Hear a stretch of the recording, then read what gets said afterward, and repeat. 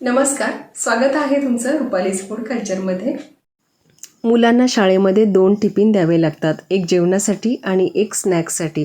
तर स्नॅकमध्ये मुलांना काय द्यावं असा हा रोज प्रत्येक आईला पडणारा प्रश्न आणि तोही मुलांना आवडलाही पाहिजे। तर आज आपण अतिशय कुरकुरीत, सुपर टेस्टी आणि करायलाही तितका सोपा आणि विशेष म्हणजे मुलांना आवडेल असा आपण एक स्नॅक्सचा प्रकार बघतोय। अतिशय करायला सोपी रेसिपी आहे आणि विशेष म्हणजे यासाठी बाहेरून काही आणण्याची गरज नाही। दिसायला इतका सुंदर दिसतो आणि इतका टेस्टी लागतो की मुलं टिफिन फिनिश करतील। चला पटकन रेसिपी बघूया।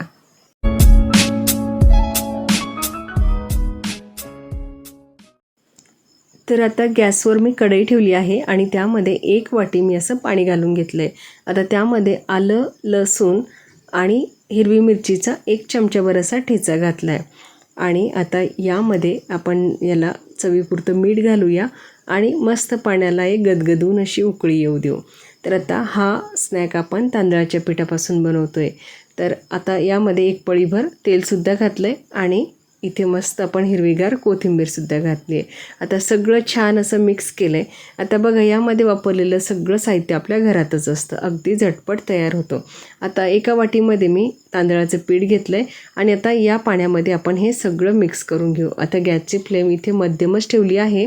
तर आता अशा पद्धतीने आपल्याला जेवढं यात बसेल तितकं पीठ आपल्याला यामध्ये घालून घ्यायचं आहे आणि आता स्पॅच्युलाच्या साहाय्याने आपल्याला हे चांगलं असं मिक्स करायचं आहे, म्हणजे यामध्ये गुठळ्या असता कामा नये। तर गुठळ्या होतच नाही, अगदी झटपट तयार होतं। बस 2 मिनटात आपली इथे छान अशी उकड तयार झाली।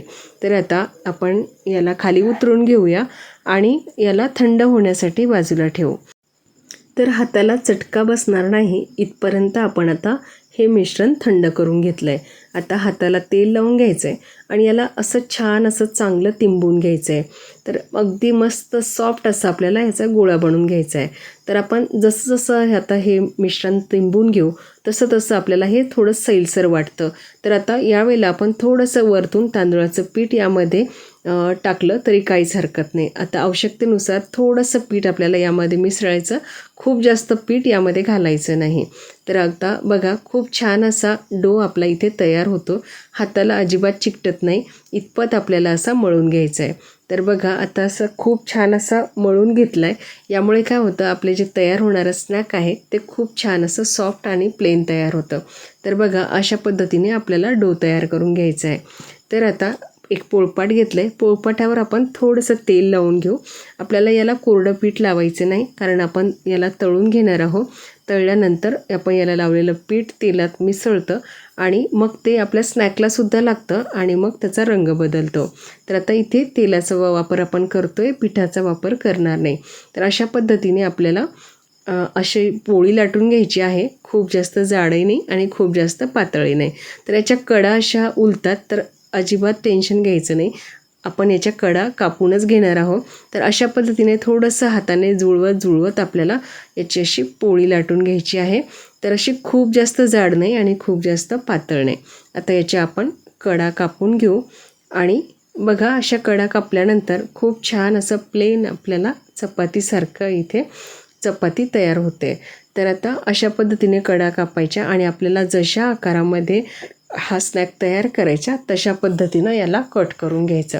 आपण हवं तर याच्या छोट्या छोट्या पुऱ्या तयार करून सुद्धा तळू शकता, परंतु अशा पद्धतीने आपण असे उभ्या याच्यामध्ये जर असे स्नॅक तयार करून घेतले तर ते खायला खूप छान लागतात, दिसायलासुद्धा खूप छान दिसतात आणि मुलं लगेच खायला आकर्षित होतात। तर अशा पद्धतीने आता बघा दुसरीसुद्धा मी एक गोळा घेतला आहे आणि चपाती लाटून घेत आहे। तर अशा कडा उलत आहेत त्या हातानेच थोड्याशा दाबून घ्यायच्या आणि थोडंसं अशी चपाती उचलत आपल्याला लाटून घ्यायची आहे। तर तेल लावल्यामुळे पोळपाटाला चपाती अजिबात चिकटत नाही। तर अशा कडा कापून घ्यायच्या आहे आणि अशा पद्धतीने आपल्याला सगळे स्नॅक करून घ्यायचे। आपण हवं तर बदामच्या आकारामध्ये सुद्धा कापू शकता किंवा अशा उभ्या अगदी लांब लांब स्टिकसुद्धा तयार करू शकता, परंतु अशा छोट्या आकाराच्या जर स्टिक तयार केल्या तर मुलांना खायला सोयीचं होतं। तर अशा पद्धतीने आता सगळ्या इथे स्नॅक मी अशा लाटून घेतले। आता जे उरलेलं पीठ आहे ना ते परत आपण उरलेल्या पिठामध्ये मिक्स करायचं आहे आणि अशा पद्धतीने आता सगळे इथे स्नॅक्स तयार करून घ्यायचे आहे। तर आता इथे सगळे स्नॅक तयार करून झाले. तोपर्यंत एकीकडे मी कढईमध्ये तेल गरम करायला ठेवलं आहे आणि गॅसची फ्लेम मध्यम ठेवली आहे आणि मध्यम गरम तेलातच आपल्याला हा स्नॅक तळून घ्यायचा आहे. तर खूप जास्त गरम तेल जर आपण केलं तर लगेच या स्नॅकचा रंग बदलेल आणि तो लालसर रंगावर येईल आणि काहीच वेळानंतर मग तेलकटही होईल आणि शिवाय अगदी गडद रंगावर येईल आणि त्याची चवसुद्धा बिघडेल. तर आपल्याला अशा मध्यम गॅसवर मध्यम गरम तेलातच हा स्नॅक तळून घ्यायचा आहे. तर अशा पद्धतीने झारा यामध्ये फिरवत राहायचा आहे म्हणजे एकसारखा रंग सगळ्या स्टिकला येईल. तर आता अशा पद्धतीने आपल्याला हलवत घ्यायचं आहे. तर आता बघा काहीच वेळात या स्नॅकचा रंग बदलत चालला आहे आणि मस्त आपल्याला सोनेरी रंगावर आपल्याला हे तळून घ्यायचं आहे.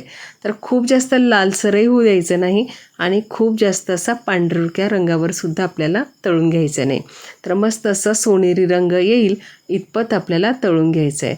तर बघा अशा पद्धतीनं आपल्याला सोनेरी रंग येईपर्यंत तळून घ्यायचं आहे. बघा दिसायला खूप सुंदर आणि आकर्षक दिसतो आणि खायलासुद्धा तितकाच कुरकुरीत लागतो. तर अशा पद्धतीनं जर हे स्नॅक आपण तयार करून हवाबंद डब्यात भरून ठेवले तर अगदी 8 ते 10 दिवससुद्धा अजिबात खराब होत नाही आणि कुरकुरीतच राहतात. शिवाय चहासोबतसुद्धा आपण छोट्या मोठ्या नाश्त्यालासुद्धा आपण हा प्रकार नक्कीच करू शकता किंवा प्रवासालासुद्धा आपण सोबत घेऊन जाऊ शकता. तर इतका टेस्टी आहे की सर्वांनाच लहानांपासून मोठ्यांपर्यंत सर्वांनाच आवडेल. तर अतिशय झटपट तयार होणारी ही रेसिपी आहे. बाहेरून काहीही विकत आणण्याची गरज नाही आणि शिवाय अगदी कमी मेहनतीत तयार होते. तर बघा अशी ही रेसिपी आपण नक्की करून बघा. बघा इतकी कुरकुरीत आहे की अगदी खळखळ असा याचा आवाज येतो आहे. तर आपण याचा आवाज नक्कीच ऐकू शकता. तर असा हा स्नॅक याच्यासोबत कुठली चटणीही नसले सॉसही नसला तरी नुसता तसासुद्धा खायला खूप छान लागतो. तर बघा अगदी कुरकुरीत अशी आपला हा स्नॅक तयार झाला आहे. कुठेही अजिबात मऊ नाही आहे आणि दिसायलासुद्धा खूप आकर्षक आहे आणि घरी तयार केला आहे त्यामुळे याची गॅरंटीसुद्धा आहे. तर बघा आपण आता हा स्नॅक खाऊन बघा अगदी कुरकुरीत लागतो. बघितलं किती कुरकुरीत असा याचा आवाज आहे. तर नक्कीच मुलं हे आवडीनं फस्त करतील. मुलंच काय घरातील सगळेच. तर असा हा स्नॅकचा पदार्थ आपल्या घरात असायलाच हवा. तर आजची ही रेसिपी आपल्याला नक्कीच आवडली असेल याची मला खात्री आहे. करायलासुद्धा खूप सोपी आहे त्यामुळे आपण नक्की करून बघा. रेसिपी आवडली तर व्हिडिओला लाईक करा, शेअर करा आणि माझं चॅनल जर प्रथमच बघत असाल तर चॅनलला सबस्क्राईबसुद्धा नक्की करा आणि कमेंट्स करायला मात्र विसरू नका. लवकरच भेटू अशाच छानशा रेसिपीसोबत. तोपर्यंत खुश रहा, निरोगी रहा. धन्यवाद.